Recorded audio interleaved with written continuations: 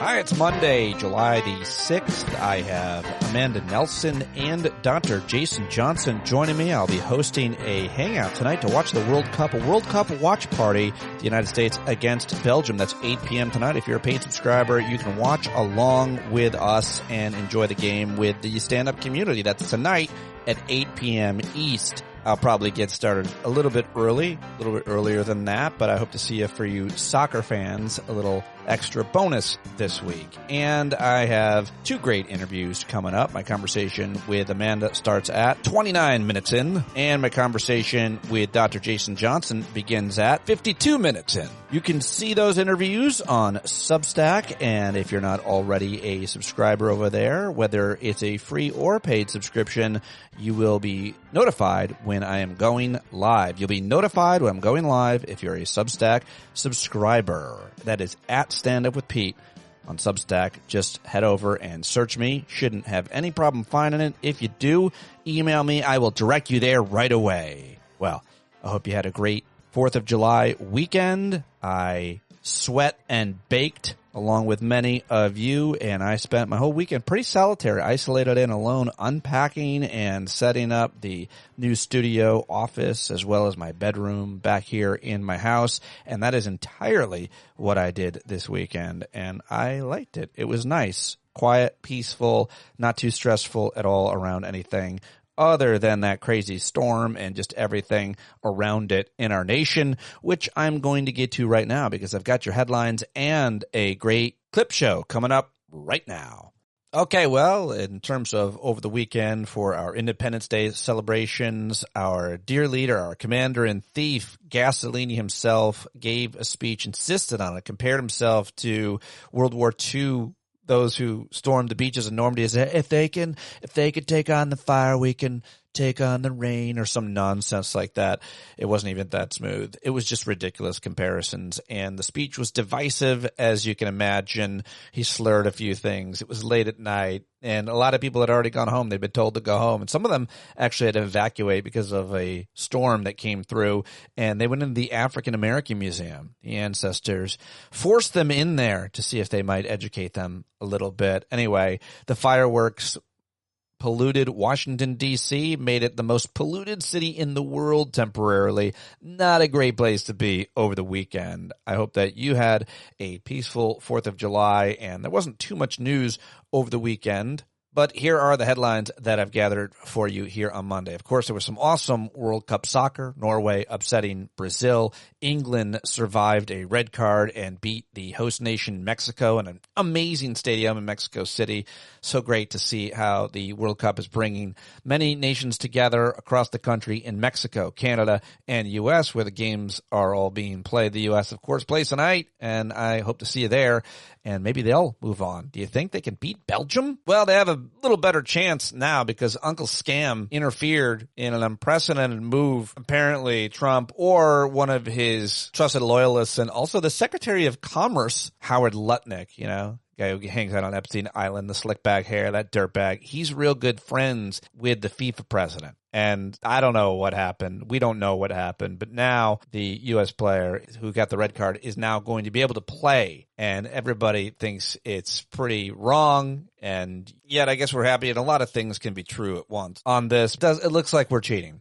And it looks like FIFA made an exception. And will they do the same thing now for England? A lot of jokes that the Prime Minister of England is on the phone with the FIFA president because the English team also was issued a red card last night. Well, explosions rocked the Ukrainian capital of Kyiv early on Monday, the eve of the NATO summit. Russia mounted its second major attack on the city in days.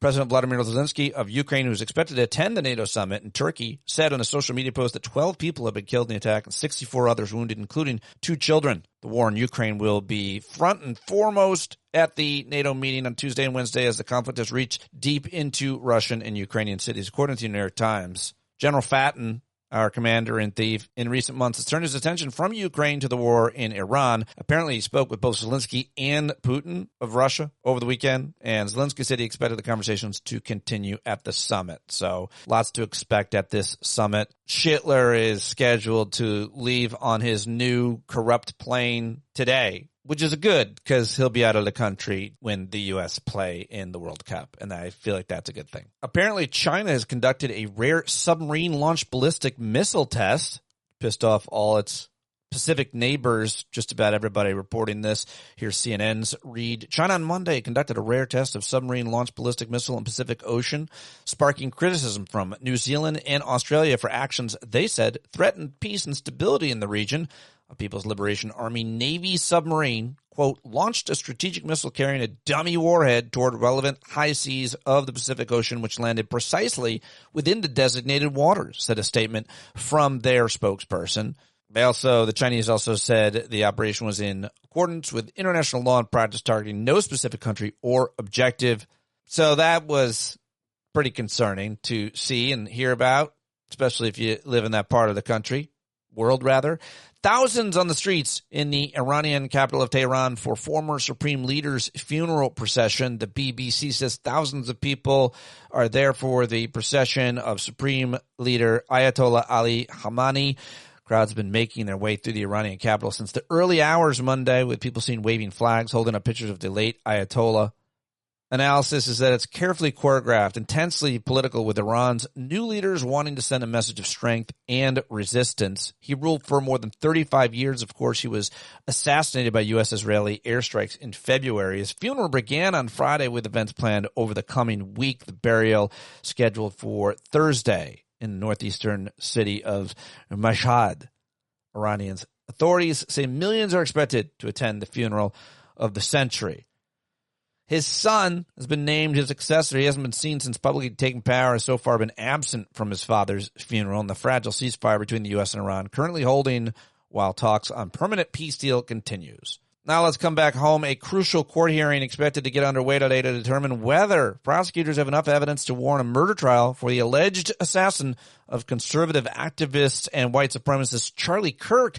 Utah prosecutors have said they have a mountain of evidence against the suspect, 23-year-old Tyler James Robinson, to plan to seek the death penalty. The state is expected to begin presenting its evidence today, a preliminary hearing in Provo, Utah, and the hearing is expected to last up to 5 days, so we'll have some news on his fate maybe towards the end of the week. Michigan Democrat Mallory McMorrow ended her bid for U.S. Senate in a surprise. I think it's a surprise. The development sets up a fight between the party's progressive and establishment wings, is what The Guardian says, represented by Abdul El Sayed, who's been very, very impressive, versus Haley Stevens, who's a congresswoman. The primary is in August, and this is a pretty big development. What else can I tell you? I think that's all I've got for you. Travis and Taylor got married, and the dude won the hot dog eating contest again, the 18th time. Joey Chestnut. Like, we know the guy's name. He's 42. He ate 66 hot dogs and buns in 10 minutes to take his 18th mustard belt title at the annual July 4th contest in Coney Island. I mean, it's so weird. Listen to him. This is the 18-time champion of the world with 66 Nathan's Famous hot dogs and buns in 10 minutes. Joey Chestnut! Oh, I thought that clip had some Joey Chestnut in it, but anyway, that's who we are. Oh, it's not who we are. No, that's who we are. We don't do anything in moderation. This is America. Eat as much as you can. As many hot dogs as possible. All right, let's get to the rest of the clips. It's time for The Clip Show, a robust Monday show, albeit posted late. I try to get the show up by 7 a.m. Had some issues this morning, but here I am, and now let's go to D.L. Hughley. I thought this was funny. I love D.L. He's a great comedian and cultural commentator. This is what he had to say about Clarence Thomas, comparing him to Stephen A. Smith. Clarence Thomas is the Stephen A. Smith of the Supreme Court. I think he despises black people. I think he despises them. Let's be clear. The only reason Clarence Thomas is on the court is because Thurgood Marshall was resigning and Bush needed it. Just look at Clarence Thomas' resume and tell me that that was a Supreme Court worthy resume. He had the complexion. Oh, complexion for the connection. I cut him off. Sorry, DL. All right. Well, I'm also sorry that I'm playing this for you, but this is pretty much dead-on analysis by a neo-Nazi, Nick Fuentes, and he has been talking anti-Trump for a long time, which is very important because he means he's dividing his youthful groypers against this MAGA movement, and I think that's actually a good thing. But more importantly, in this case, the analysis is pretty dead on. If he's got the numbers correct, it's worth listening to his description of one of the most amazing grifts in the world. Make everybody follow you, bilk the hell out of them, and get rich doing it. I'm going to play like all 4 minutes of this, and if anybody complains, you're right to, and I'll never do it again, but I pulled it all and thought it was worth it. He's kind of repetitive, but he makes enough different and good points that I'm keeping it in here so you can hear what his audience is hearing. You have to listen to him at all. First, you have the Trump coin scam. I don't know how he got away with that. The sitting president of the United States rug pulled his fans and supporters. Have you ever heard of such a thing? Told everybody to buy it. He said it's going to be the basis of the financial system. And then people that he told about it in advance sold all their coins to his fans and they rug pulled it. Trump and his cronies used his voters and supporters as exit liquidity after he won the presidential election. The president of the United States scammed his supporters out of $600 million, making money off of every single transaction. The second aspect of it is this World Liberty Financial cryptocurrency firm founded by Steve Witkoff's children, the president's special envoy. So when we talk to Russia about the war in Ukraine, that's Steve Witkoff. He is the one going to Russia to meet with Putin and Sergei Lavrov. He is the one going to Turkey and Riyadh, meeting with our Russian counterparts. When we negotiate with Iran, directly, indirectly, it's Steve Witkoff every time. Turkey, Oman, Iran, Pakistan, he's the one going. The Israelis, the Syrians, Lebanese, meeting with all these people. That guy's children founded a stablecoin company. Trump owns a significant chunk of 75% of the royalties. The United Arab Emirates purchased $2 billion worth of coins from World Liberty, and then they purchased a 49% stake in the company. And that equity for Trump is worth something like $57 million. So the president has raked in $1 billion, well over $1 billion, one, from scamming his voters, selling them something that is worthless, and also profiting off of the transaction fees. And then the other $700, $800 million comes from World Liberty, a firm owned by the children of his top negotiator, which he makes royalties off of, and he makes profits from the sale of equity to foreign countries. Have you ever heard of such a thing? And this is, by the way, orders of magnitude more than any other former president. Trump made $1 billion. He made 1,000 millions in 1 year, scamming his voters and selling stuff to the UAE, Pakistan, foreign countries, which of course then he was regulating. There's a major conflict of interest, which is that his administration will regulate the crypto industry. So he's making money off of an under-regulated industry that his administration is in charge of. And also the customers for these companies are countries that he's doing deals with as the sitting president. So months before he gives the UAE access to American chips for their data centers in a huge deal, the UAE buys $2 billion worth of coins from a company he gets 75% of the royalties from, and they buy 49% equity in that very same company. An analogy for how the whole Trump movement works. The entire thing is a scam. And not only is it that, but it's a scam that his own supporters can't get enough of. Maybe the defining characteristic of Trumpism is this unshakable cult mentality. No matter what he does, no matter how much he contradicts himself, no matter how much he breaks his promises, betrays the fundamental principles of this entire political movement, even if he is literally rug pulling you in a shitcoin scam, it seems to have no impact on the level of support coming from his base of voters. No matter how much he does to betray them, they will continue to ask for more. They'll continue to vote for more of that. They'll say he did a good job. He scams his voters out of $600 million. They say, well, that's because he's smart. He made billions of dollars. That's because he's a good businessman. He didn't release the Epstein files. Well, that's because the Democrats made it up. He brought us to war in Iran. Well, that's because the real forever war was Iran's war against Israel and the United States. This is how it goes all the time. And if you're thinking to yourself, how could those people be such idiots? How could you support Trump after he told you to buy a meme coin and then rug pulled it and made money from the transaction fees? How could you continue to support him in spite of that? Well, consider the fact that you and probably every conservative person you know are going to go and vote Republican in the midterms. Yeah, well, I don't know. There you go. 4 minutes. Was it too much? Tell me. StandUpWithPete@gmail.com. All right, here's James Tallarico. He was on a black radio station in Houston trying to make the case for listeners, constituents, and potential voters to vote for him in November. I think about the maternal mortality crisis in this state, where you see black women dying at 3 times the rate of other mothers. Harris County is the deadliest place for a black woman to give birth in the United States, right here in Houston. And so I've rolled out a plan in consultation with a lot of the community leaders here in Houston, my colleague Tony Rose in the State House, who has led on this issue, to figure out what we could do at the federal level to address this crisis. And that's ensuring that every new mother, including every black mother, has access to prenatal care, has paid family leave, so that after they give birth, they can tend to their own health and the health of their child, improving data collection, training for healthcare providers, and trying to get rid of these maternal care deserts, making insurance cover doulas and midwife services. I mean, there's so much that we could do at the federal level to save the lives of black mothers all across this state. James Tallarico trying his best to appeal to black voters and specifically black women in Texas there.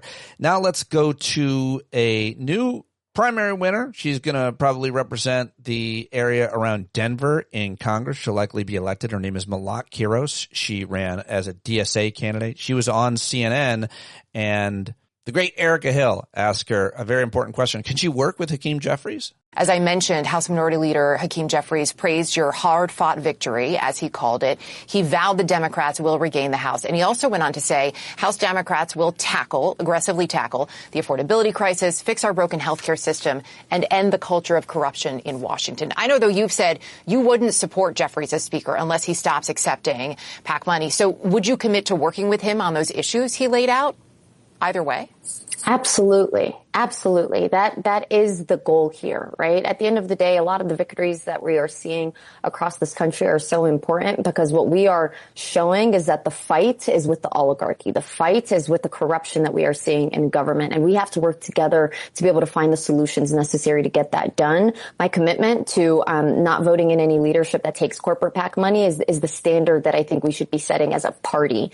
If we want to be winning again, corruption is number one issue for voters, and we should be setting the standard for what a truly functioning democracy looks like, and that means getting money out of our politics. Well, what do you think of that? She's going to work with Hakeem Jeffries. Sounds good to me. All right, I love this clip. This is a North Carolina pastor. His name is LaRon Livingston. It's a Pentecostal church. He's been critical of Trump several times before. I thought this was pretty interesting. I wonder how it went down with his flock. But he's basically telling the truth. America's never been a Christian nation.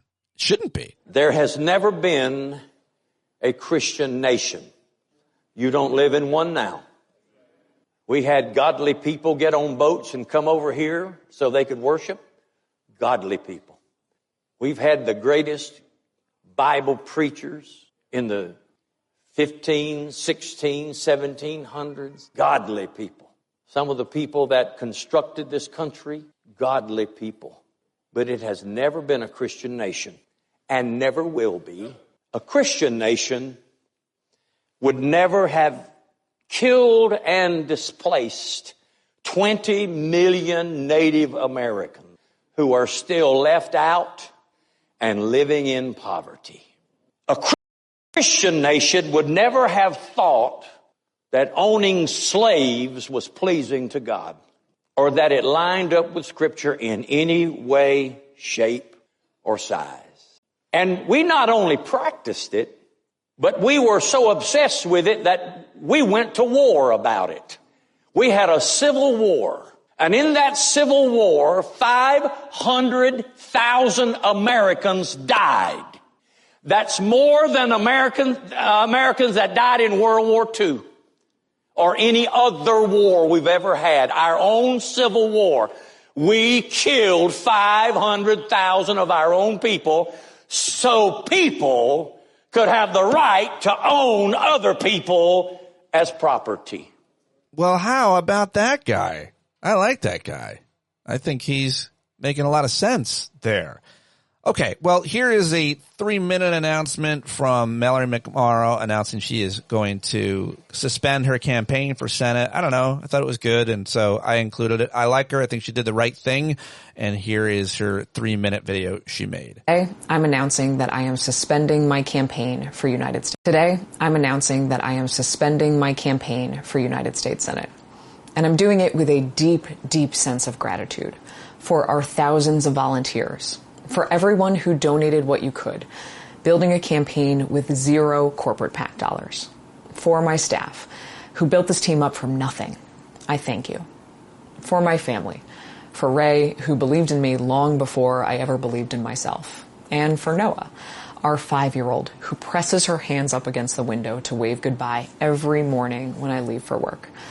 Remember, Mom, she reminded me recently, it's not about if you win. It's about trying hard and having fun. She's right. So I want to be very clear about what this announcement is not. I may be suspending this campaign, but I am not leaving the fight. I never planned on politics. After the 2016 election, I felt lost. I picked up my phone and I typed 5 words into the search bar: how to run for office. And here's what I learned. When regular people get in the fight, things can change. In my very first election, we flipped a district against the incumbent. 4 years later, with so many of you, we flipped the Michigan Senate for the first time in nearly 40 years. And we didn't stop at winning. We repealed Michigan's abortion ban. We raised wages. We made sure every child gets breakfast and lunch at school. We made it easier to go to college. We expanded civil rights, voting rights, and so much more. These wins took thousands of us. Show every single day, refusing to give up when there were setbacks. That's why I'm staying in this fight and why I need you to stay in it with me. Now, I haven't been shy about calling for new leadership and a better Democratic Party. I mean it. The energy is there. People are crying out for change, and we owe it to them to listen. Then we need to build it up together from the ground up. So here's what we do next. Every day through November 3rd. We win this Senate seat, and we send Mike Rogers back to Florida for good. Whoever wins this primary on August 4th will have my full support. Then let's elect Jocelyn Benson as our next governor. Let's flip the state house and expand our majority in the state Senate. Let's elect Democrats up and down the ticket and show the rest of the country what it means to fight like Michigan. 10 years ago, I started this work heartbroken, typing 5 words into a search bar. And I learned the only thing that has ever really changed this country. Ordinary people who love something enough to fight for it. I love this country. I love Michigan. And I love the little girl who waves at me from the window every morning, trusting the grown-ups to leave her a state and a country worth inheriting. That's who I'm fighting for. And I'm not going anywhere. I hope that you'll join me. Yeah, there you go. Mallory McMorrow. Thought she was real classy for stepping down. It's not easy to do what she did, and I give her a lot of credit for it.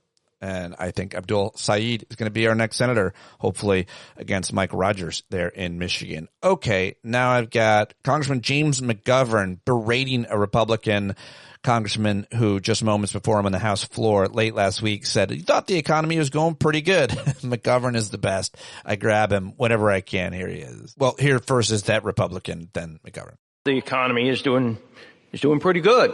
I have to admit I was taken a little bit aback by the gentleman's statement earlier when he said the economy is doing, quote, pretty good. I think those are his exact words.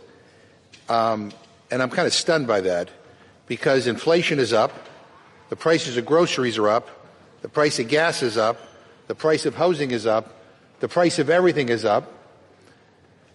And people, by every poll that has been conducted, whether it's on the left or the right or in the center, says the same thing. The people are not satisfied with this economy. They do not think it is pretty good, no matter what their party affiliation is.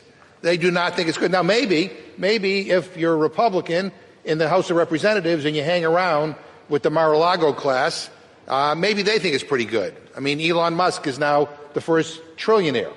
I guess he thinks it's pretty good.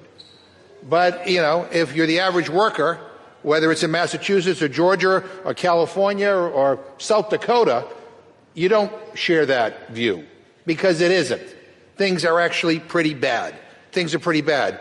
Okay, we love Congressman James McGovern. All right, this came across my feed, and I thought, you know what, I'm going to grab it. This guy makes some pretty good points. I like when people admit how racist they are or were or tend to be, but this guy's gotten woke in the last couple of years. Says apparently he's left the Republican Party. He's learned a lot. Maybe it took him too long, but I thought he made some good points in this, so I wanted to share. He's the Liberty Pirate on Instagram. I left the Republican Party back in 2017. I started noticing things about myself that I didn't notice before. Time to get uncomfortable because we're going to talk about racism. Not the kinds with white hoods and racial slurs. I'm talking about the kind that hides in plain sight through our assumptions and stereotypes, the kind that gets passed down without us even realizing it. I know because I was once blind to it. I used to say things like, I don't see color, because I thought that was a respectful thing to say. When Ferguson happened, I heard Black Lives Matter, and I thought that was divisive. That's why I said all lives matter. After all, if you're going to invoke race to try to prove your point, that's racist, right? Which is why I was more concerned about the words and not the message that it meant. I seriously thought DEI meant lowering standards. I didn't blink when someone called some other country a shithole.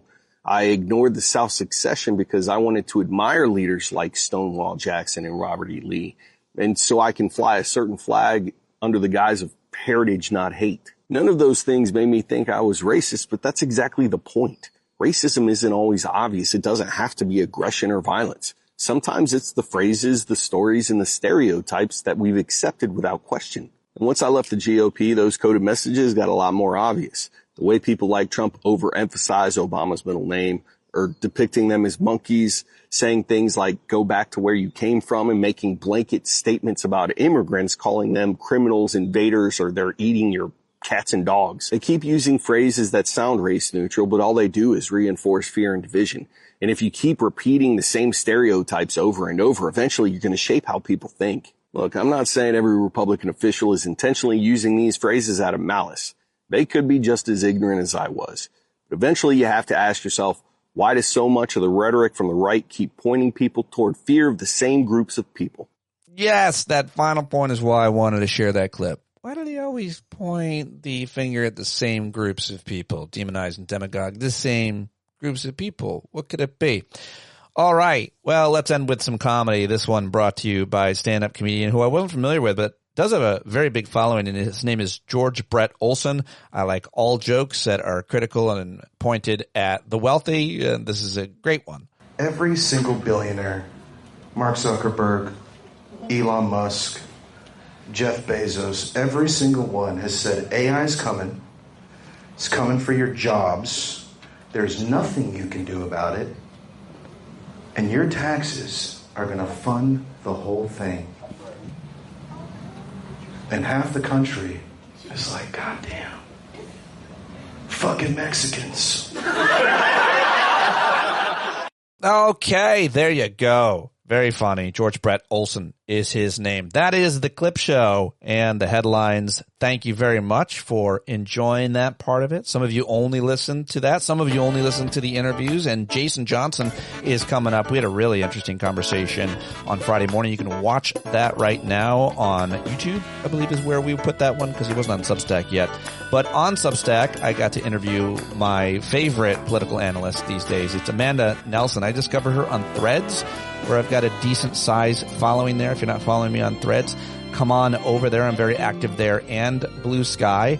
But you can also find her on Instagram and TikTok. She's an amateur historian. She's an activist. I think she's a journalist and analyst. She calls herself more of a content creator and maybe influencer. But Amanda Nelson's one of the most respected in the kind of progressive content creation space. I think she's one of the smartest. I've talked to her before. I look forward to talking to her again. She's got a great new podcast, and you should check out her initiative for folks down south. Y'all vote. Go check that out. Check out her new podcast, which we talk about the brilliant and hilarious Amanda Nelson right now. And here she is, Amanda's Mild Takes, Amanda Nelson. Thank you very much for joining me again. Really excited about all the stuff you're doing as always. Happy 4th? I don't know. Happy. Well, you have a dog, so how do you feel about fireworks? He doesn't care. I mean, he's barking right now because the UPS guy is at the door, but he does not. He's a big, giant, dumb Rottweiler.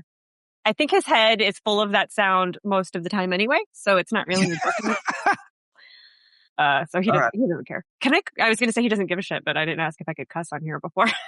Oh, God, imagine if you couldn't. You never know. One of the reasons I'm such a huge fan of yours is because of the salty language. You say it's mild takes, but it's not always mild takes. You did tell Tucker Carlson to suck your dick twice. That didn't seem mild to me. I felt that was very hostile. Yeah, it's a lie. The brand, I should probably change it, but it's how I get you. Yeah, right. You draw us in. You also identify as an amateur historian, and I just wanted to get a little backdrop because your new podcast is history based. We're going to talk about it, and everybody should subscribe because it's really interesting. But how do you, what is your background in education? You studied history, and you are also, I see on Threads and elsewhere, a real history nerd. It really seems to turn you on. Yeah, I have a history degree, not a graduate degree. Historians are very protective, rightfully so, of their title because they're contributing to the academia in some way, which I am not doing. I'm complaining about John Adams, so it's not useful for universities or whatever. So I say amateur, even though I get paid money to talk about history all day. Yeah, I think that you sell yourself short on that title. In fact, I think we all are in ways that we grew up with respecting certain journalists, certain scholars, but now everybody's kind of a journalist, a scholar, an influencer. You call yourself a content creator, but you are a very influential person on social media now and off social media because you are literally helping run campaigns, coming up with campaigns. So aren't you also kind of an activist journalist as well? I wouldn't say that I'm a journalist. I mean, journalists have, ethics codes that I don't have to give a shit about. You'll never hear a journalist tell Tucker Carlson to suck their dick. And so I stay away from that label. I do think, it's hard to deny that I'm an activist or a digital organizer or however you want to put it. I'm very heavily involved in politics. The farther down the ballot you go, the more people care about what I have to say, though. So. Well, yeah, but also I think we can redefine journalism to some extent too in this modern day and age. And I think you do have actually an ethics code. For example, I asked you if you'd be interested in interviewing my friend Zach Walls in Iowa, and you're like, I really don't wade into primaries. You do have actually a set of rules that you won't break, and that is in fact an ethics code. And so you can say that you don't have it as a content creator, but you do. I do. It's just not the same one that journalists have. Theirs is very specific and. Yeah, but I have my own version of that. And the primary thing is, people get a lot of shit for getting involved in the primaries of states they don't live in. And I'm a nerdy federalist, so I'm not going to do that. I'm not going to wade in. I'll let the people of the state decide who they want. Well, after the general's over, I'll talk to anybody. Right. Well, talk to us about this initiative that you and a couple of other folks have come up with to help turn out the vote down south. It's called Y'all Vote. Is that right? Y'all Vote. Yes. Yeah. So after the Louisiana versus Calais Supreme Court decision that kind of overturned functionally the Voting Rights Act, y'all know across the South, Republicans who control the state houses started redrawing everybody's congressional maps and eliminating Democratic seats, mostly Democratic seats held by Black members of Congress. So now, Black people in the South, you're still technically allowed to vote if you vote for a white Republican. Otherwise, no, thank you. And I hate that. I fucking hate it. This region, I'm in Virginia. We are not Virginia specifically, but the South in general is the incubation test bed for fascism, always has been. But it's also where we incubate and test how to resist that sort of thing. So the day after, I was like, what can I do here to fix this? Not fix it, but, do something. Effective. And I came up with Y'all Vote because it's the bat I have to swing. It's a coalition of content creators. You have to live in the South. You don't have to talk about politics. You don't have to have a big account. Just if you're on social media and you live in this region and you're willing to talk about gerrymandering and down ballot races, then come on over and I will train you. I'll teach you how to talk about politics. I'll help you. I'll connect you with candidates. All of that. I'll teach you how to grow your account. And the goal is to flip the state houses in the South because your state house draws your maps. And it's so important that we do it before 2030 at the next census because, population migration, so many people have moved into Texas and Florida and Georgia and North Carolina. And if Republicans still control those states in 2030, they're going to redraw their new congressional districts for their own party. And it'll be harder and harder for us to control Congress ever again. Amanda, you seem so passionate about the down races in state houses, but it's not sexy. I don't care. I don't want to think about another state's state house, much less my own assembly here in New York. It's boring. And why do you spend so much time on it? Well, a few reasons. They matter to your daily life way more than federal elections. I know, look, we're descending into authoritarianism. I understand it's terrifying and everybody wants to talk about the Senate and all of that, and that's all valid. But, who sets your property taxes, whether or not your school's banning books, who's going to let your sheriff partner with ICE, all that shit is determined by your state house. Virginia just got paid family and medical leave because we have a blue state house now. We're the first state in the South to have that. We're the last state in the South with abortion access. That's because our state house voted to keep it. So the things that matter to what happens to you when you walk out your door is all determined at the state level. And then the federal level can fuck off. That's kind of how I feel about it. So for that reason, people should pay attention to it. But also, it matters to you, right? If the South is fucked come 2030 and Republicans get an extra 10 seats in Congress, making it impossible for Democrats to win the House of Representatives ever again, you sitting in New York, your federal policies are fucked too. What happens here matters to everyone. That's why the term all roads lead to the South is quite literally true. Well said. I got so outraged recently because we had a school board election, and that's where I've been most involved over the past few years in terms of elections. That's because if you have a kid, especially, but even if you don't, it's the most impactful election you could vote for. And 2,000 people or 5,000 people vote in a town, I think, of about 80,000 voters for that. And yet you've got kids in the schools and you're not turning out to vote. And even if you don't, so that's just a hyper local point, I think, that to make. And it's outrageous that people don't look at it that way, that they're paying more attention, maybe sending more money to Jon Ossoff because he is that sexy. Oh, 100%. Huh? He is. Looks like a Kennedy, Jimmy Carter politics. Eat him up. He's also, I think I just read or saw, very tall. Is he very tall? He is, and he smells nice. I hate the tall. Oh, that's right. You met him. What does he smell? I bet he smells like leather. Rain? Like a male. I don't know. Rain? Fresh rain. Rain on pavement. That's probably just laundry detergent. But you're so he's so good looking. It's a little intimidating. So it's just the thing that you notice. But he's not having more of an impact on your life than your school board in New York, is what I point. Yeah. And he would agree with that. Yes, of course he would. Yes.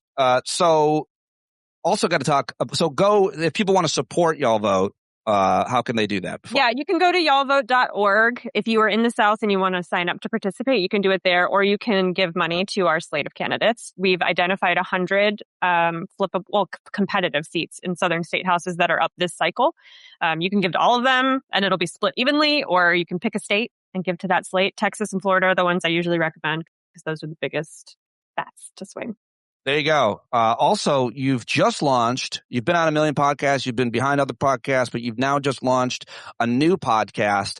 And as always, it's really good as things you do. It's annoying to me. It was a very because you made recent history, this first episode of Election Dysfunction, which you can get everywhere, podcasts. Yeah, Executive Dysfunction. Executive Dysfunction. I said Election Dysfunction, but there is this first episode. The first episode is Election Dysfunction. So go subscribe right now and listen to it. And as you listen to it, listen how good Amanda is at kind of, whether you're reading your notes, performance. The performance is very good, and that bothered me. Sorry, I'm not going to suck more to make you happy, Pete. Yeah, no, it's really good, and everybody should listen to it. But just tell us about this podcast, which, wait, we're here in my notes, fuck-ups, foibles, and flailing of political leaders. Amateur historian Amanda Nelson takes you through issues around politics, partisanship, corruption, class war, attacks on the Constitution, elections, and voter suppression. What are you doing with this new podcast? For the first season is 5 episodes. And I'm pointing people at, I mean, obviously just reading that list of topics, you can tell why I picked those things for this season. But I wanted to point people at instances in American history where the things that we're dealing with now have occurred before, not to diminish what we're dealing with now, but to point out how like the way we didn't solve it this time has led to why we're still dealing with this in a bigger, more insane way now. Or like there's an episode that I recorded yesterday about hyperpartisanship. Because it feels right now, right? Like we're so divided. The partisanship is baked. The polarization is unavoidable. How did we get this way? Whatever. It's been that way literally from the beginning. Jefferson and Hamilton invented our first two political parties because they fucking hated each other. And they created competing media ecosystems. They were street fights. Like it was political violence. All of that has been with us from the jump. That doesn't mean it should always be, right? And that's the point that I'm making with this show is like, just because we've always done these things does not mean we have to continue to do these things. So I am really interested in that second episode that I haven't heard yet. But this first episode, you took a look at Gore, the election of 2000 between George Bush and Al Gore. And oh my God, it was like, I was going to say I covered it. No, I didn't. I was in New York, and a comedian, and paying close attention to it probably helped inspire me to get involved in politics. But I guess what I want to ask you is what did you learn when you did the dive to produce this episode that you didn't already know, or just worth reminding people about that election? Because man, I got enraged and at the same time. Yeah, the body keeps the score, right? All the trauma that we all still have from that election. I picked that election because the way that the Republicans won, in scare quotes, that election is, I think, very similar to the way that the Trump administration is going to try to win the midterms. A lot of collusion, a lot of violence, a lot of, captured Supreme Court rulings that were very friendly, favors, horse trading, all of that. Very, very corrupt. The thing I think that I hadn't really thought about was how much longevity behaving that way will get you if you're a career Republican. Like Roger Stone instigated the Brooks Brothers riots, and he is obviously still very deeply involved. John Roberts, the Chief Justice of the Supreme Court, worked on that campaign. He worked on that campaign for George W. Bush, and now he is Chief Justice of the Supreme Court. They're all of the characters sort of who made that election happen are now super powerful Republican deep state operatives, with the exception of Jeb, who got shunted off to the side. But of course was the most important element, the one that though I didn't ask you, but because most people remember that the governor of Florida when they were deciding Florida was Jeb Bush, and don't forget Catherine. Oh, Harris. Yeah. Harris. Catherine Harris was the Secretary of State in Florida, and she was also the chair of George W. Bush's campaign in the state. The one question I want to ask you about that when listening to this first episode of your podcast, this 5 series that people should subscribe to right now, was, is there consensus amongst experts that you, Amanda, because I'll give you whatever credibility, respect, is there consensus about the outcome of that election and who actually won and how many? Because there's so much smoke and so many questions to ask around the vote count and so on. Yeah. But you, scholars and other experts that you respect, is there consensus or are they fighting a lot still? There's a lot of it depends. Jeffrey Toobin write a book? He did before his Zoom scandal.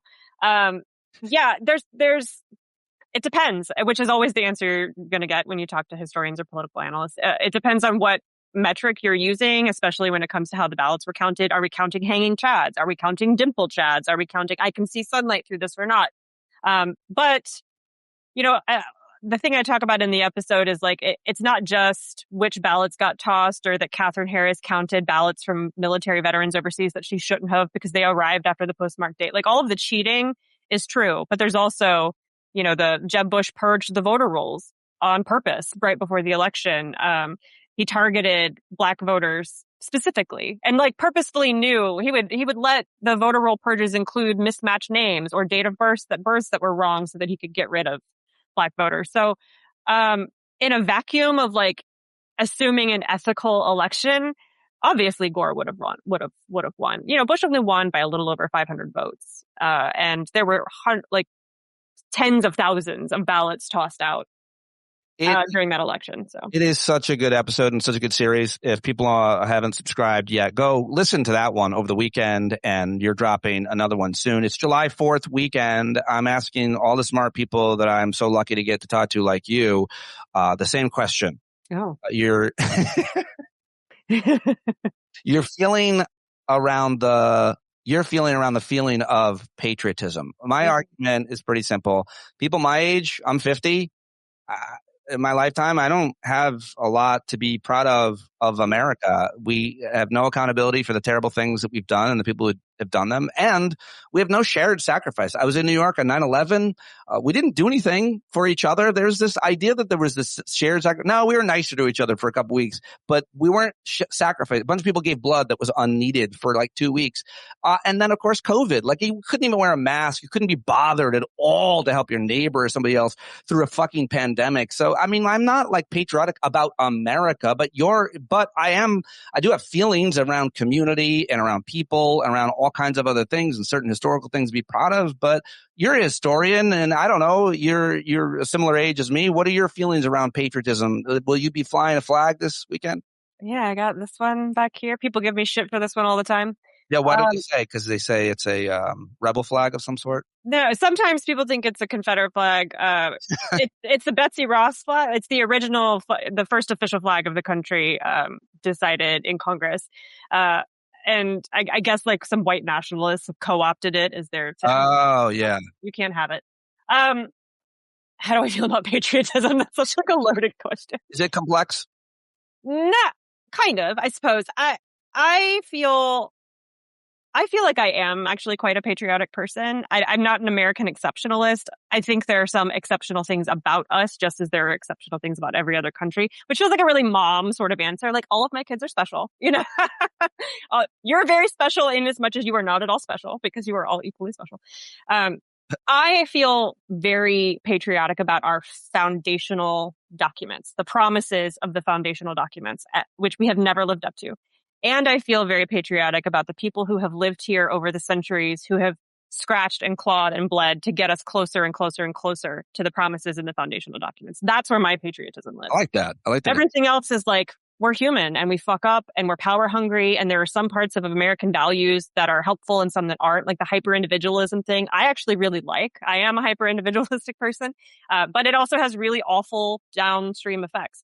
So, you know, it is complicated, but I refuse to let the right own a feeling of pride here, especially because the founders would probably think they were fucking insane. Oh, I love that answer. Finally, what do you want to say? Have you, maybe I've missed it. I'm a pretty big Amanda Nelson fan. I think I get most of my Amanda Smile takes through Threads, but you're huge on Instagram and TikTok and Substack. And so maybe I've missed something, but I'm not sure if I've seen you weighing in a lot on the conversation of the day. Is there a coup in the Democratic Party? Will the Democratic taking over? What do you think of all of this? Have you been weighing in on it, or have I not seen it? I think I talked about it with V. I do a weekly live with Under the Desk News, and we talked about it a little bit. Democrats voting for Democrats in a Democratic primary is not a coup of any kind. That's not real. DSA candidates winning is cool. I think it's as much an anti-incumbency backlash as it is anything else. They could have been moderates. If you've been sitting in the Senate for 30 years, you're probably going to lose your primary right now. It doesn't matter who's running against you. And I think that's fine. I think that's healthy. The myth of party unity in the Democratic Party drives me a little crazy. We've never been like a lockstep, same message, everyone beating to the same drum. That's never been the case. Even FDR had to spend a midterm trying to purge members of the party he didn't like. So that's just not real. We're always going to be snippy. Right. And very diverse. Yeah. We're a coalition party. The Republicans are not really like that. You know, like we have to have policies that satisfy a whole different range of coalitions, of parts of our coalition. Republicans just have to make white nationalists happy. Like, that's a lot easier than what they're trying to do. I guess one concern that strikes me as legitimate that another smart person brought up to me was that Hakeem Jeffries won't be able to govern. Nancy Pelosi was never given enough credit for how much legislation she passed out of the House when the Democrats had the majority. It obviously went and died mostly in the Senate outside of healthcare reform, but she got a lot done because she got everybody on the same page. Meanwhile, we saw Republicans fail one after the other. Boehner, Paul Ryan, then Kevin McCarthy, who I think about a lot. You're the one person. Every time I see him, I think about how he walks through life with his face out.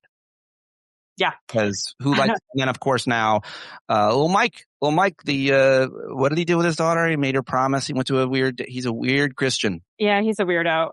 We haven't been able to get much done. Those four speakers probably didn't pass more legislation than Nancy Pelosi did out of the House, is my guess, without looking it up. No, I mean, Mike Johnson's been surprisingly good at getting appropriations bills through, which was tough for Pelosi. So that's, I guess, if we're going to put a feather in his cap at all, I think that's the only one he could get. But yeah, I mean, it's hard to get a speaker who's going to be effective if your coalition is super diverse, or if you have extremists in it, which I think is the fear here, that the folks who are winning their DSA primaries are going to get into Congress. And, they've already said they're not going to support Jeffries as speaker.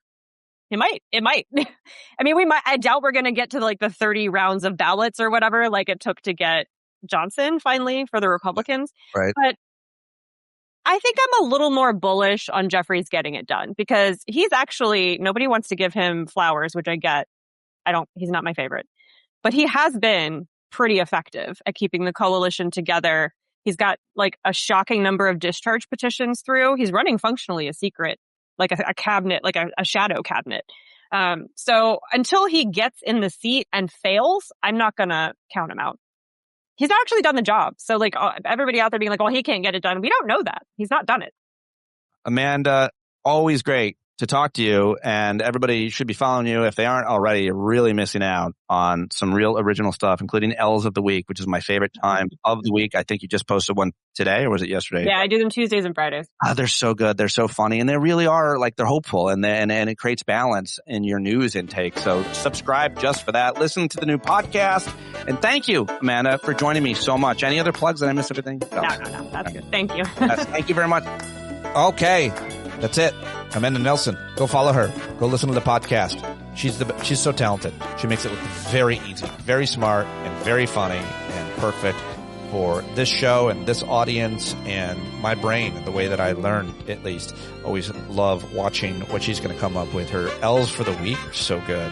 All right, now let's get over to Dr. Jason Johnson. Haven't talked with him in way too long. Of course, he is a professor at Morgan State University. He is a contributor to MSNBC. He used to contribute to CNN and SiriusXM, where I met him, and he's a good friend of mine. You should go follow his YouTube account. That's where he is promoting right now, at Dr. Jason Johnson. Got a pretty big following over there. And of course, follow him on Instagram. Let's do it right now with Jason Johnson. Oh, it's hot. That's how you know it's hot. You got Dr. Jason Johnson. We're live with Dr. Jason Johnson. I'm hot just like an oven. That's old rap lyric. Look, it's hotter in DC than it is in LA, and not just because they've not just because of the demonic things coming out of the White House, but literally it is on a swamp. I've always told people this, people who go visit go visit DC. It is swampland. They built the city on top of swampland. So it gets really hot and really humid. Here in Los Angeles right now, it's more like a heat lamp. You feel more like a bad Carl's Jr. burger, Hardee's burger, than you do a fried steak. Speaking of cultural differences, why is it that black folks tend to wait for it, laugh like this, and white people laugh like that? We doing a 1987 stand-up bit? That's a little higher brow than that. Oh, wow. It's about sex. No, it's why I asked this to my black man I shared a room with in college, and I'll ask you now. Why is it that black folks on really hot days somehow seem to be dressed warmer? You want to know what his answer was? I'm intrigued by this. What did he say? He, as always, he never helped me on my honest, earnest questions about racial differences. He just fucked with me and usually asked a question back, in this case about white people. I said, why do black folks like wear like leather jackets and jeans on a hot summer day? And he said, why do white guys wear Birkenstocks in the winter? But that wasn't the answer I was looking for. And it was not. I couldn't help him with that. Plus, that totally depends on what kind of black people you're talking about, because that ain't black folk down south, right? Now, that might be black folks in New York or Philly, but, you know, I've lived in Atlanta for years. I'm in Atlanta on a regular basis. You don't see people with full sleeve shirts. Now, the other part, just to be fair, is what constitutes hot depends. And I tell people this all the time. I grew up in the Midwest, right? So my notions of cold were much colder than anybody else. So I was that guy who, you know, when everybody else in my family moved to Virginia, when everybody else is like, oh my God, I'm freezing cold. I'm like, I'm used to this kind of weather. So I'd still be in like a regular sweater when other people would be in coats. It took years before the abusive cold weather of the Midwest finally got off me. But the more beautiful thing about this, honestly, to remember in general, Pete, is that we don't have to worry about any of this anymore, because thanks to climate change, there is no winter. It's just all going to be hot. You're avoiding the question. I understand why it's hard. You don't want to speak for it. I can't because I'm not that dude. All right. I'll ask you an easier one. Speak for all black people. It's called Speak for All Black People with One Black Man. But he's got a PhD. I do this all the time. That's a great name for a podcast. I speak for the blacks. Right. I speak for all black people. I do think that I was introduced to the washcloth or small towel on a hot day by black people. And I do feel like that's more of a black thing. I do think it should be an all people thing, but I see it more with black folks openly carrying a washcloth or a towel to wipe their sweat during a hot day. Yes, we get that from pastors. You carry, you know, look, I've always been amused by like the fashion of pocket squares, like when those were back in like the early 2010s and people would be wearing pocket squares on TV. Because I'm like, but you're not going to use this really expensive embroidered pocket square to wipe sweat off your brow. Like, you're just doing this so that you have a splash of color on your suit when you're on a 24-hour cable network. But I mean, they are useful, right? If you don't want to look sweaty and greasy, if you don't want to look like you're scared for no reason. The whole washcloth thing, it's weird. It's very internet. And I'm going to say this because this is you and me, and we have these conversations. Not like there aren't thousands listening. But the whole washcloth thing seems to be very much like a hygiene thing with like discussions with white women. And I'm just going to be honest. I don't have intimate knowledge of how white men and women bathe. So it always ends up being this internet thing where will be some white woman on TikTok being like, I only wash with soap. And then all these black people in the comments like, you're nasty. And I'm like, I don't know how white people bathe. Like, I just assume human beings all bathe the same way. If you just want to put a bar of soap on your butt and scrub it, who am I to judge? Now, please don't use that same bar of soap when I'm a guest in your bathroom, because I don't want. Hey, I have a bar of soap that's just mine. Everybody knows that. There you go. Because I leave it in my ass for about 30 seconds. Look. You're always going to fart clean, right? Like, that's the key. You're going to make sure it's going to come out in really nice. Now, mind you, what kind of soap do you use? Because this is an important culture. My farts smell like Irish Spring. See, now, look, I don't use Irish Spring. I don't know any black and brown people who use Irish Spring. I know a couple people who use Dove, but even Dove is like, I don't know. That's like a Prince, When the Doves Cry. It's a cultural thing. I use black soap. Literally black soap. You ever seen black soap? Of course you do. Yeah, my daughter. I use actual. My daughter bought a bar of black soap, and I told her that I was deeply offended by it. We don't use black soap in this house. I screamed. Not here. Not now. Never. Not as long as I'm living under this roof. Not as long as there's an Irish Spring in my ass. Are we ever going to have black soap? She was using black like toothpaste, charcoal toothpaste. You see that shit? Sparkle toothpaste? Charcoal.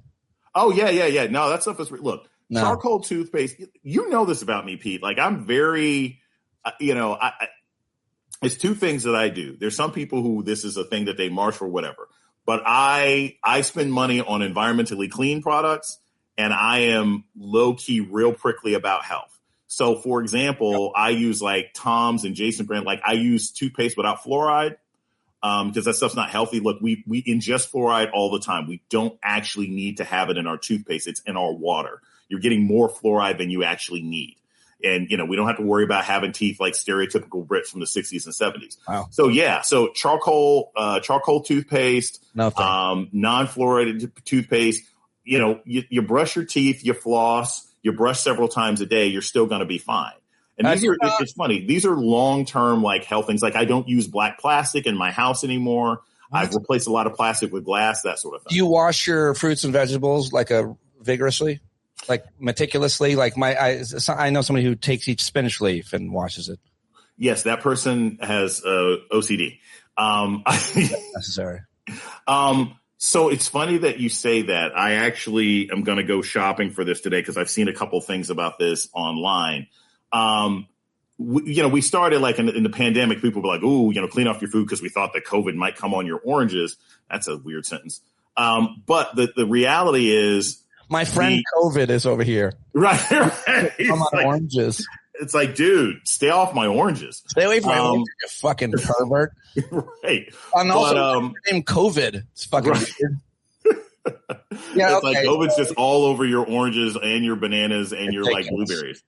But the thing is, the idea of quote unquote washing your fruit, right, is either one, it was to get rid of the COVID virus. To get rid of dirt, but also supposedly to get rid of the chemicals that they spray vegetables with. Right. Yeah. Here's the problem. The pesticides that they spray on your vegetables when they're growing, they're pretty tough. And they are water resistant because you don't want them to wash off if it rains or if you're watering the fruits and vegetables. So scrubbing actually rarely gets the pesticides off of your fruit and vegetables. It doesn't even work. You're wasting your fucking time, according to this scientist that we're talking to. Yeah. Have you done a randomized study on that?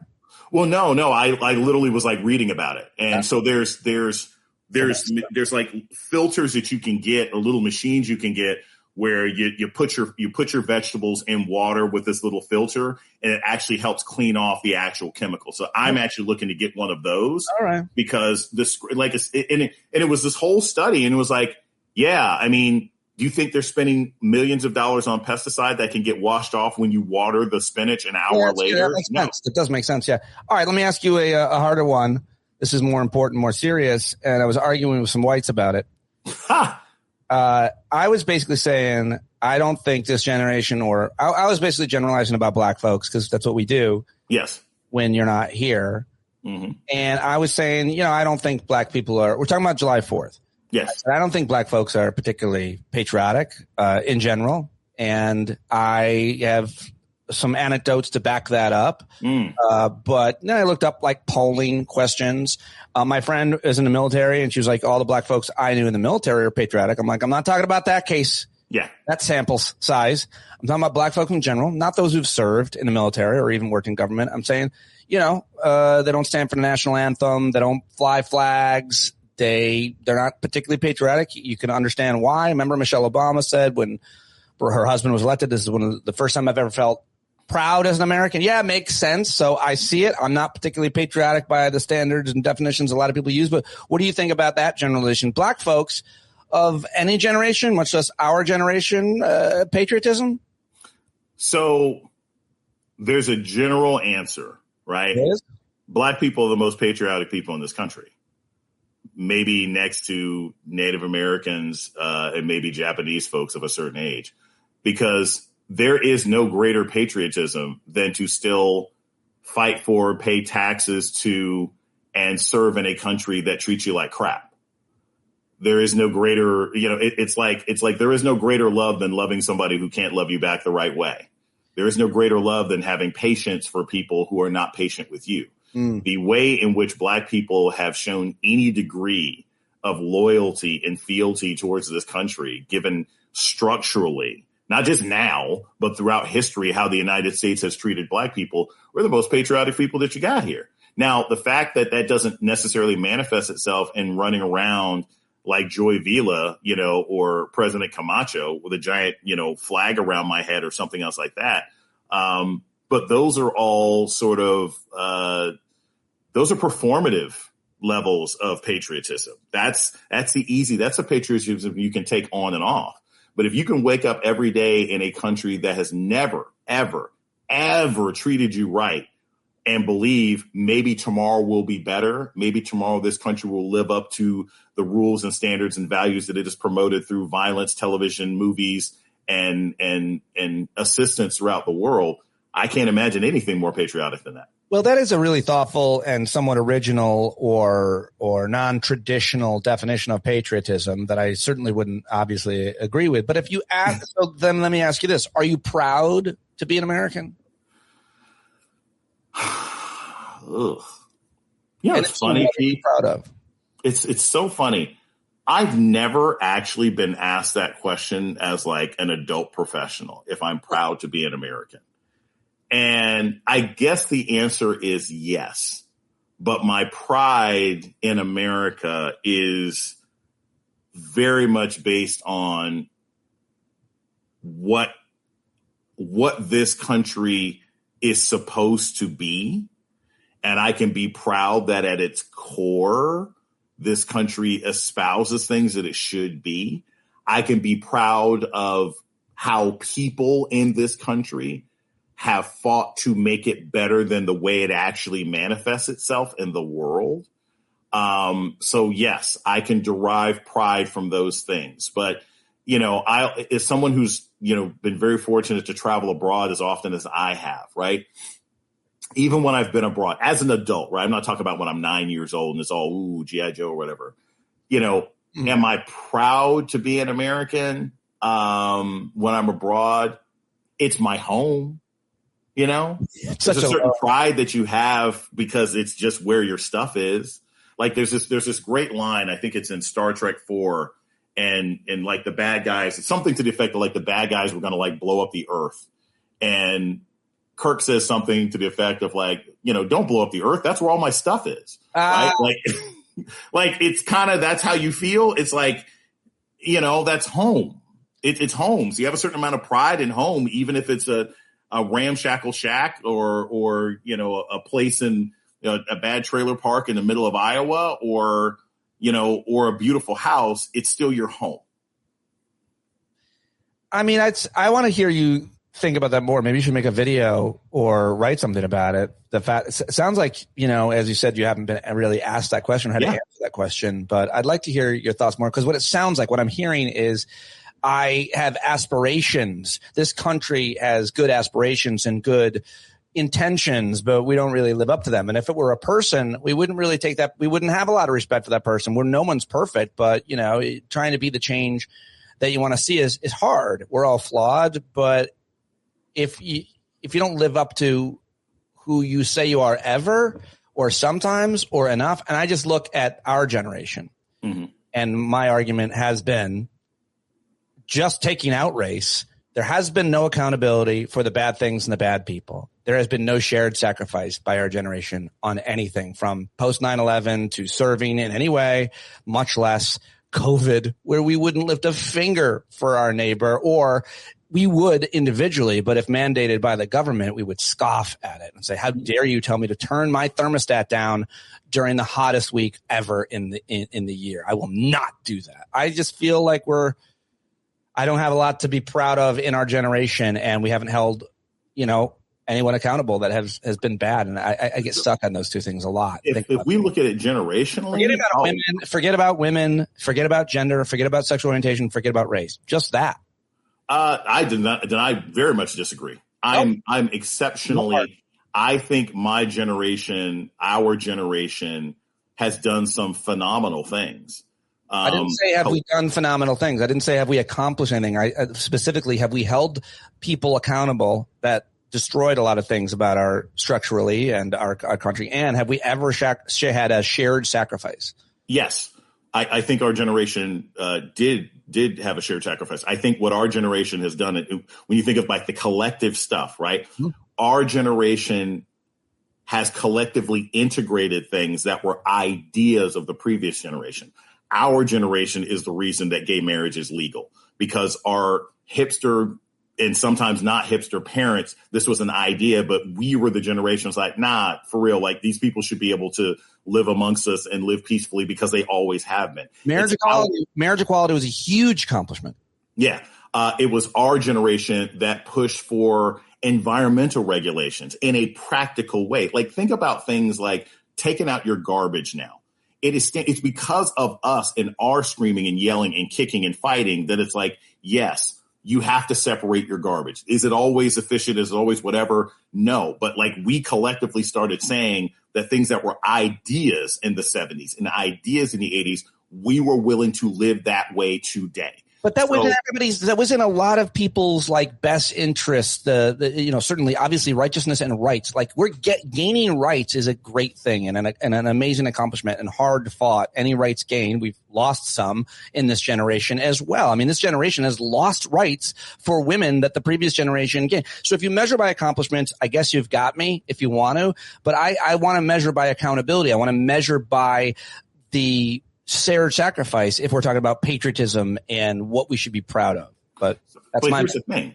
The accountability has to be done across the board, right? So, if you look at the Supreme Court, I'll take just a little on 9/11, on Iraq, on the financial collapse, on a number of things.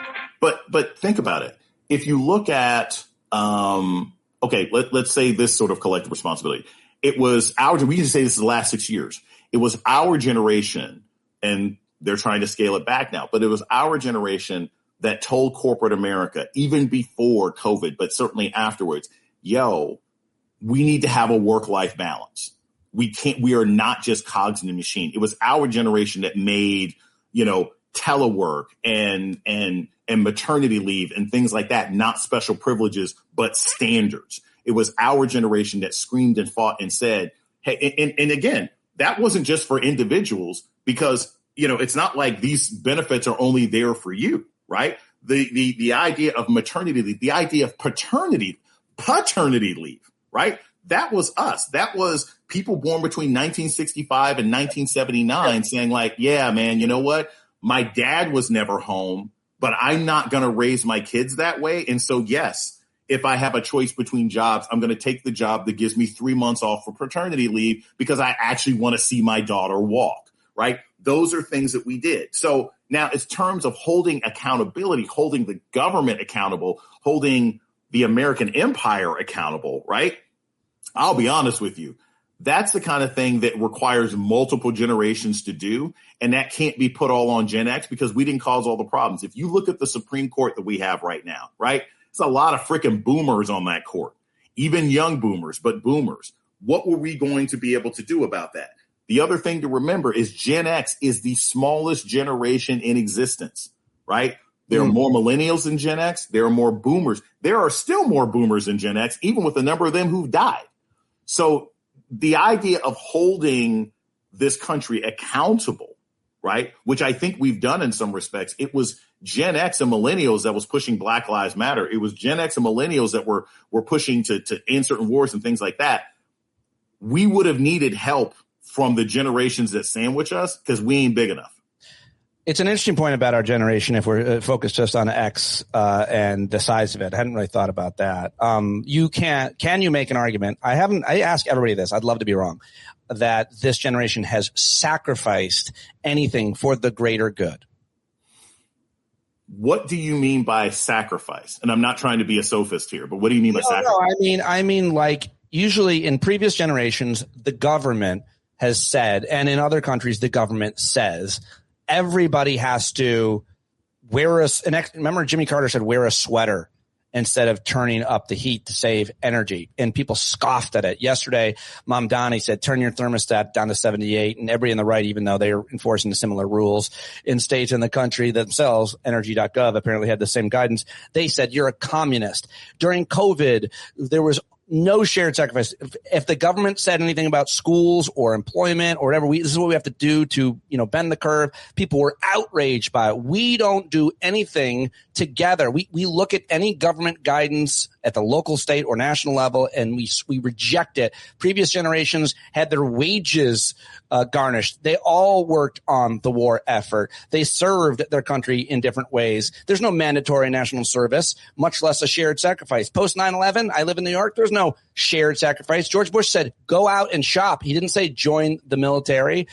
So I just don't, that's what I mean by shared sacrifice, where the country comes together overwhelmingly, not everybody, but overwhelmingly for the greater good of anything. The space race. I mean, I could think of other accomplishments.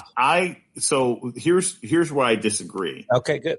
I don't think there's a lot of examples of shared sacrifice. What we have had throughout history is a strong executive government or strong state governments that put out mandates that people had to follow. But sacrifice implies, at least the way I hear you saying it, that it was a willing decision on the part of large swaths of Americans to do without. Right? A willingness to do stuff. Well, maybe not necessarily a willingness. Like the idea that when government, which is their role, it wouldn't be your own role. It would be your leaders say, listen, we got to all turn the thermostat down or up, whatever, 2 notches, whatever. But like there isn't any, you won't do any, Americans of our generation and in general do almost nothing that might cause them even the smallest discomfort or give up anything that they've got to help other people. I disagree. Go ahead. Because I think totally I could mention a million things that I've done and other people have done for me in my community, which sure, but overwhelmingly show me the policy, show me the movement where people like, I'll give up a little bit. Americans wouldn't eat one less hamburger to save the planet. So one, I even using that particular example, I would disagree because one, the large number of Americans who have either because of their own personal health or their concerns about the planet or because of various other local reasons, the number of Americans who eat meat and consume meat for various reasons has gone down tremendously. That's all volunteer. That's voluntarily. That's not a sacrifice for them. They do it for themselves. They do it because they want to, not because they have to necessarily. But here's the thing. If I got to do it, it's not a sacrifice to be healthy necessarily. It's not a huge sacrifice to have take good care of your personal health. But here's the thing. It ain't a sacrifice if you make me do it, right? That's the whole thing. If you do something that you don't really want to do, but you do it because it's better for everybody. Yes, but 9 times out of 10 in America in general, I don't care what generation you're talking about, that has only been done because the government told you. So, for example, if you go back to these sort of halcyon days, these romanticized days of World War II, where it was like, hey, give us your spare scrap metal for the war effort or meatless Tuesdays or something else like that for the war effort. That wasn't a grassroots effort. It wasn't like all the Americans and people in Alabama and Montana and California and New York and Virginia and North. There wasn't a grassroots effort to not eat meat on Tuesdays in order to make sure that other people could eat. Your argument is I think we're arguing two different things specifically, but yes, give me an example where there was a shared sacrifice that was grassroots. I mean, my community, most communities won't even they sneak watering their plants during a drought watch because they can't possibly give up watering their plants for a couple of days. We will give up nothing that causes us even the slightest bit of discomfort. I would say that it's mandated. Something that is a grassroots example of Americans collectively doing an example of Americans collectively giving up some convenience across the board. That was a grassroots movement. That's what you're saying. I mean, other countries, other communities, and individual communities in this country do it all the time. I mean, people give up their kidneys, for goodness sake, is a sacrifice. So there's a difference between doing something that makes your life better and your whole community's life better versus doing something that might make your life a little uncomfortable, even for a moment, for the greater good. And that's, I think, my argument, I think. So I would say this. Across the board, right, I think you can probably find that regionally. Right. Yeah. I don't know that you can find it nationally, but here's the thing. I don't know that you could ever find it nationally. I don't think we've ever been. I mean, I am a Black American. I can come up with dozens and dozens of examples of black communities in various parts of American history the Montgomery bus point guy, giving up conveniences for the collective good. Like, there were black people who had cars, who were like, I could just use my car. I don't want to deal with the bus, blah, blah, blah. Isn't that true of all communities that are oppressed and struggling? They work together to overcome. Not necessarily. Some of them just get killed. Or they just integrate. Yeah, no, but I mean, in terms of to try to make things better for their community, there's a rich history of oppressed communities across the world working together and making sacrifice collectively, like all other species, by the way, for the greater good of their community in this case, or of their people. It depends on what you mean by sacrifice, right? Let's generically look at, say, like Italian Americans who were, Italian immigrants who were oppressed, who were mistreated by the WASPs who were running this country, right? Were there collective sacrifices that were made? Yeah. But also Italian Americans managed through various and sundry ways to just integrate themselves into majority white population. And consequently, you didn't have to make those sacrifices for too long. Right. So I think you can find individual communities that have always been willing to say, let's not do this, or let's give up that, or let's not buy from this person until it's fair for everybody. Individual communities, yes, on their own, working together, collectively organizing. I think unions, to some extent, do that pretty well. They work together for the greater good. You might lose a little. You have to pay dues now, but listen, work for my mom. My mom's healthcare is free because she was a teacher for 25 years. So, she paid her dues, but was that a sacrifice, or did she get a benefit? Let me switch gears because this is fascinating and I want to keep talking about it, but there's a couple of other things I want to ask you and we're almost out of time. We are out of time, but I got to ask you about your feelings on what's happening in the current Democratic Party, the rise of Democratic Socialist movement. Is it all about anger and incumbency? Is it about the policy issues? Is it going to be a rift that will make it hard to govern? What are your thoughts? So here's what I'm going to do, Pete. I'm going to give everybody a preview of my latest 3 things that I'm going to be dropping probably in a couple hours on my YouTube. So shout out to everybody. Pete always promotes my YouTubes, Dr. Jason Johnson on YouTube, where I do 3 things: pop culture, politics, sports, music, art, the whole bit. You attacked Serena Williams' husband. Yes, of course, because that's me. And that was the responses to that were quite fascinating. So what I will say is he's white and not an ally to the black community. Absolutely. See, you caught me. I had to call out. He's also, I think he's a UVA alum. I think he graduated like 4 or 5 years after me. Why is that? Because you were there. Okay. Yeah. But anyway, I say all this to say my top line, and I'm going to talk about this sort of in some more anecdotal, interesting ways in my video, but my top line is this was a long time coming, right? It really, really was. The Republicans had a Tea Party movement that started after Barack Obama got elected in 2008. And that was primarily driven by 2 things: the financial crisis, which is people saying like, oh my gosh, we're getting screwed by banks. We should do something about it. And racial animus about having a black president. And what that resulted in was large numbers of Republican incumbents getting removed by hard right people, right? After years and years and years. And we saw Eric Cantor lost his job. John Boehner was like, I can't do this crap anymore after 6 or 7 years under the Tea Party. Like, that whole movement fundamentally transformed the Republican Party and paved the way for Trumpism later. It was all an internal party response to a leader of the other party that they found absolutely unacceptable. We're like 10 years late in seeing that with the Democrats, right? The moment Trump got into office in 2016, by 2018, we did see some of it, right? We saw the squad, right? You saw the squad come out with AOC and Ayanna Pressley and Ilhan Omar, and I forget Bernie Sanders where he fits in, but yeah, all those people. But guess what happened, right? The Democratic Party itself got mad at them. Oh my God, AOC, you're too loud. Ilhan Omar, we're going to censure you, whatever else it is. The Democratic Party itself squelched its own Tea Party movement. Indeed. And so what you see happening now is simply the final breakthrough of what should have been happening over the last 8 years. That's all we're seeing. The Democrats should have been moving the same way that Republicans moved after Obama. And had that happened in the House and in the Senate, it is a problem that your most progressive members of the Democratic Senate are all old. Bernie Sanders and Elizabeth Warren. Sherrod Brown lost his job, right?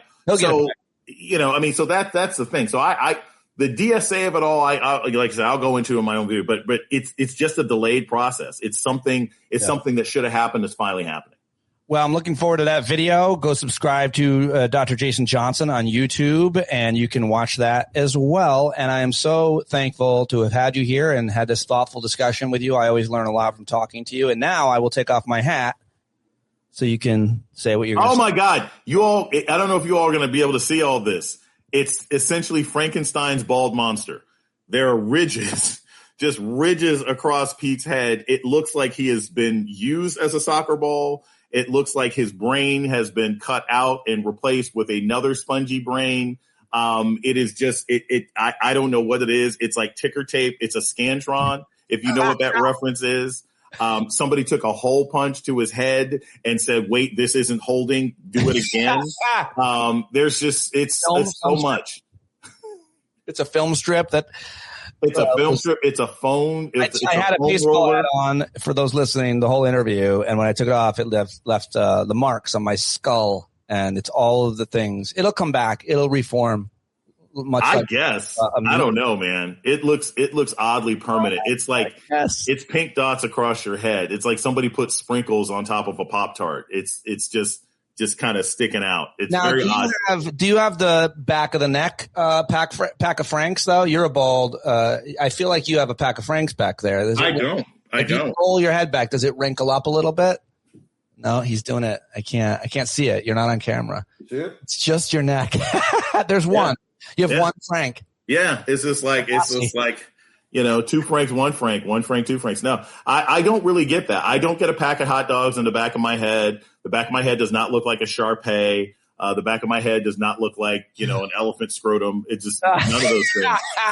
It's just the back of a black man's head, which is not always shaved as well as I should because I can't use the mirror right, but that's it.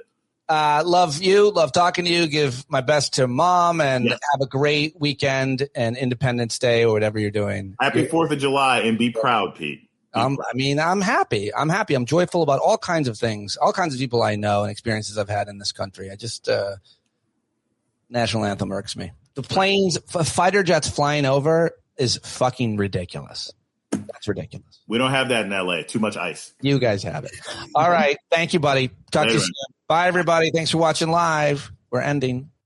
Dr. Jason Johnson on YouTube. Go follow him there and on Instagram. And thank you very much for listening to today's show. Sorry I was up a little late. I'll do better the rest of the week. And I hope to see you at tonight's Hangout where we will watch the World Cup together. Yeah, if you want, join us. Go to patreon.com/Pete Dominic to subscribe with a paid subscription right now. Subscribe for free at Substack so you can watch me go live. It'll give you an alert whenever I go live with interviews, which is random these days.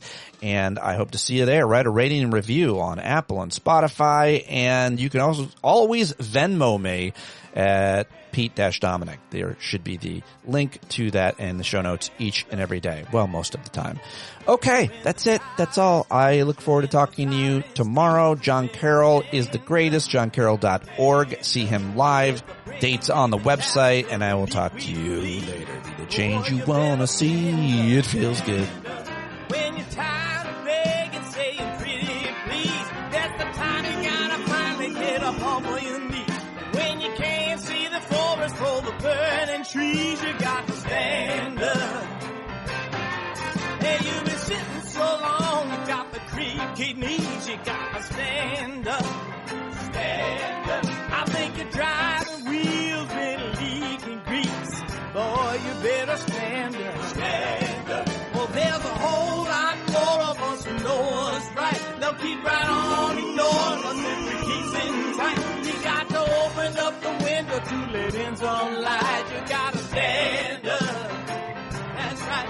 We got to rise up. You got to stand up. You got to stare the devil straight in the eye. We got to let him know.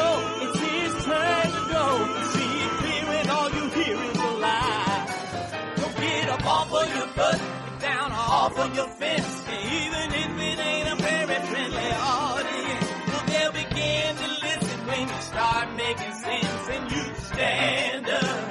Stand up. No need to point your rifle to defend your town. Just stand up. Stand up.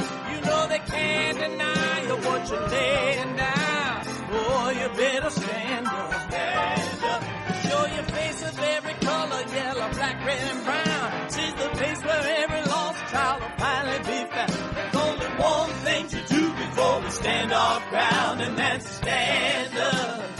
Stand up. Well, the founding fathers saw a land for all. They had to stand up. They had to stand up. They had a keen imagination for a crystal ball, drawing all the plans of stand up. But all they had to go on was the time they were in, with other causes for laws, and since they weren't even sin, they knew that change was gonna come before the change could begin. They had to stand up.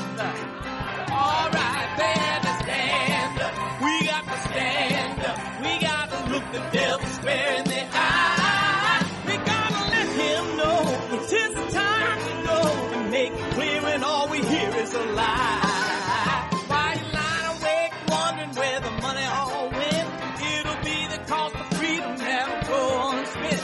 You can see him flee the scene of that experiment if you stand up.